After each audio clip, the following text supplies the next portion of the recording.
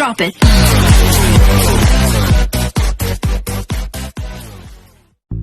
Good day mga ka-sports natin dyan. Signal HD Spikers versus Petrogas Angels. Bakbakan na nga ngayon. Sa unang first set ng kanilang harapan ay talagang mainit ang Signal HD Spikers kung saan nakalamang talaga sila ng husto sa Petrogas Angels. Kapansin-pansin naman mga ka-sports natin dyan, ang Angels ay mukhang nanghina sila. Mukhang naubusan nga ang power sila nang nakalaban nga nila ang Creamline Cool Smashers. Pero ang Signal HD Spikers ay kitang-kita natin na ganadong-ganado nga ang kanilang mga manlalaro. Maging si Molina ay talagang binabakbakan niya ng mga malalakas na powerful spike, samantalang si Soltones ay sumasablay madalas ang kanyang mga spike. At dito nga mga ka-sports natin dyan, kahit ang kanilang mga services ay talagang sablay din. At si Remy Palma mukhang tahimik ngayon mga ka-sports natin dyan, samantalang si Molina at ang kanyang buong kupunan ay mainit na mainit talaga mga ka-sports. Kitang-kita natin ang kalamangan mga ka-sports ay talagang lumulobo po yan. 10 nga ang kalamangan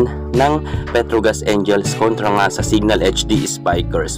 Wala talagang pagkakataon na mananalo dito ang Petrogas kontra sa Signal sapagkat mainit talaga ang buong kupunan nga ni Molina. At kitang-kita natin na nakasimangot naman ang mga players nga ng Petrogas Angels. Dahil dyan mga ka-sports natin dyan ay inalat talaga ng gusto ang Angels at tinapos na nga ng kupunan nga ni Molina sa score na 15 at 25. Grabe mga ka-sports natin dyan, talagang tinambakan talaga ang malakas na team na Petrogas Angels ng Signal HD Spikers. Nagtapos nga ang kanilang laban sa 15 at 25 at talagang lumobo ng husto ang kalamangan ng Signal HD Spikers. Abangan naman natin ang kanilang bakbakan sa second set. Makabawi kaya ang kupunan ni Aisa Maiso Puntillas or muling mananalo ang team ng Signal HD Spikers? Abangan natin ang second set.